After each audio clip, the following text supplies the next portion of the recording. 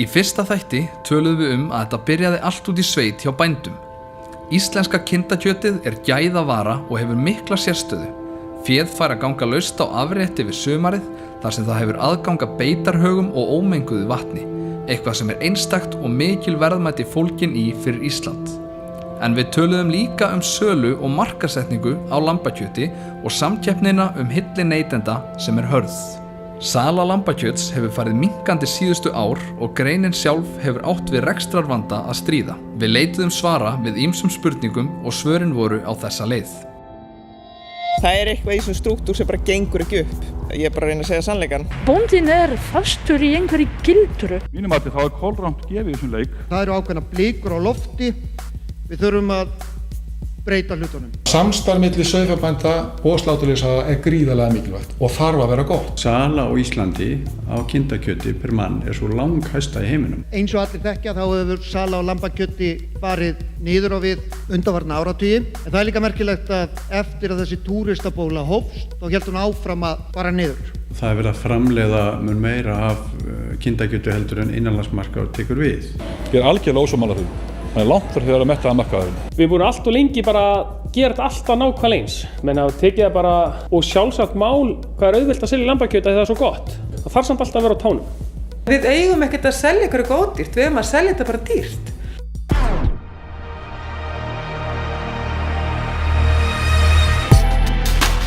Ætli ástæðan fyrir erfiðleikum innan greinarinnar hafi skapast af umhverfinu?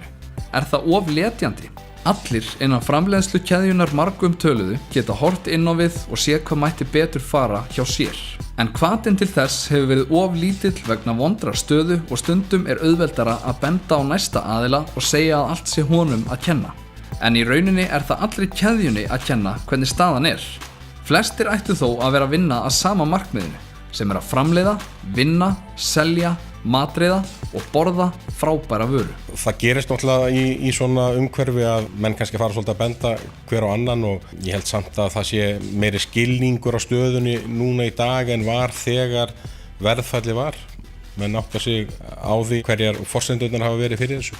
Ég held samt svona samvinna innan virðiskeðjunnar, hún kannski með svipuðum hætti en ég held að sé kannski meiri skilningur á því að við þurfum að gera þar breytingar og það tekur tíma, menn eru að horfa til þess að leita leiða til að hagræða í virðiskeðjunni.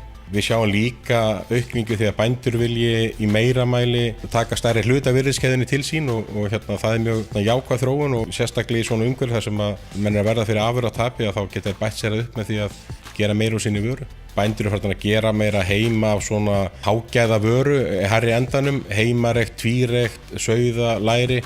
Þetta afar vinsæl vara og ýmiss konar unnir vöðvar og sérkryddaðir. Það svona gúrme markaður sem að bændur eru að horfa meira inn á með hluta sinni vöru og þetta allt bara hjálpar og styður hvert annað í markaðsstarfinu. En sauðfjárrækt gengur út á meira heldur en kjötframleiðslu. Það eru fleiri þættir í ferlinu sem geta skapað verðmæti.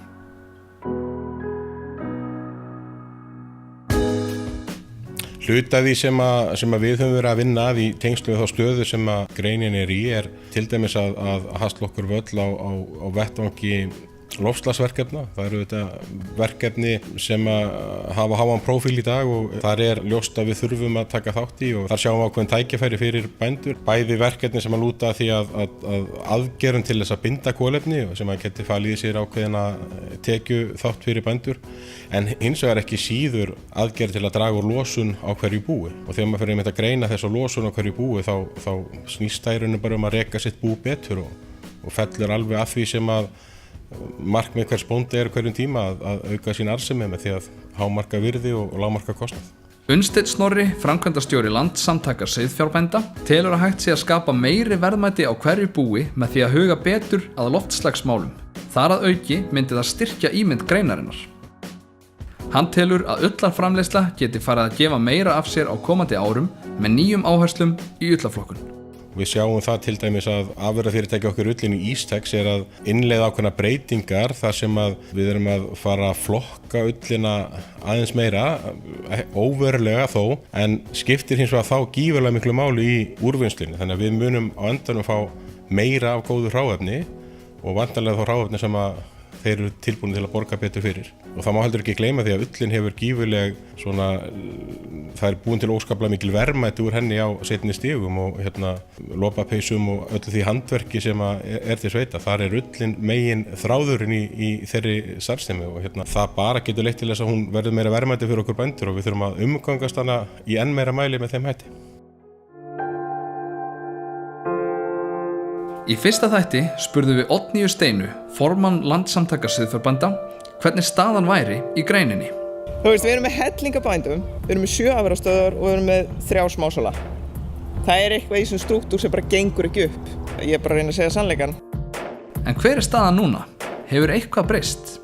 Staðan hjá okkur í dag er svona svipuð hvað varðar afurðaverð. Verðfalli sem var í fyrra, það verður ekkert gengið tilbaka. Hins vegar eru svona jákvæðari ytri áhrif í greininni. Birgðastaða er betri núna en var og gengið er að hjálpa okkur aðeins í útflutningum. Þannig að við erum að sjá svona batamerki en það þarf meira til þess að við séum svona komin á þann stað sem við þurfum að vera á. Við ræddum við sjávarútvegs- og landbúnaðarráðherra sem segir að endurskoðun eigi sér stað á núverandi búvörusamningi. Við erum að vinna úr því umhverfi sem okkur var skapað. Það er alveg rétt að afkoman í sauðfjárræktinni hefur verið döpur.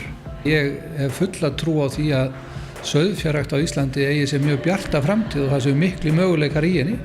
Til þess að svo megi verða þá tel ég að áherslurnar í stjórnarsáttmála ríkisstjórnar Katrínar Jakobsdóttur þurfa að ganga eftir sem að kristalla kannski í því sem kallað er aðlögunarsamningar sem veita bændum meira frelsi í því að ráðstafa þeim greiðslum sem á ríkissjóði koma til þessar atvinnustarfsemi. Ég held að það sé svona grunnurinn að því sem að við getum kallað endurgerð sauðfjárræktarinnar eða styrking sem að ég vænti og vona að koma út úr þessum samningaviðræðum.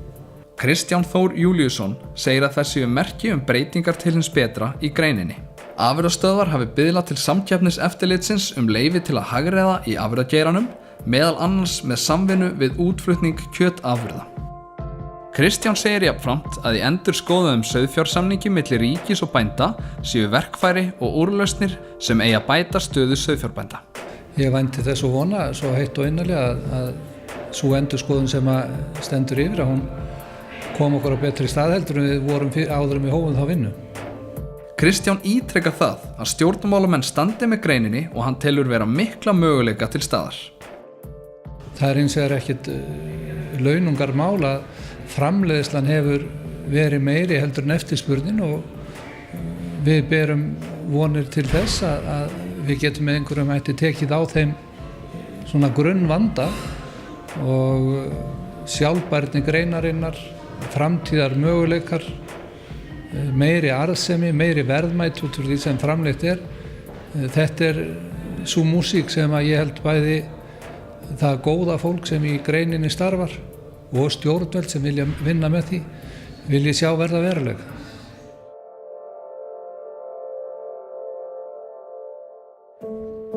En hvað höfum við lært stöðu mála? Sauðfjárframleiðslan hefur dregist aftur úr öðrum kjötgreinum. Það er nauðsynlegt að veita viðspyrnu með því að auka vöruþróun og efla markaðssetningu. Við erum ekki að fylgja samfélagsbreytingum og tíðaranda nógu vel, til dæmis breyttu neyslumynstri og yngri neytendum sem gera aðrar kröfur en eldri kynslóðir. Við erum með úrvalsvöru í höndunum, viljinn til staðar, þekkingin til staðar. Við teljum okkur vita hvar vandinn liggur. Við erum með fullt af hugmyndum til þess að breyta stöðinni, en erum við með kjark til þess að fara alla leið. Við erum með öll tromp á hendi, en spurningin er, hvað ætlum við að gera við þau?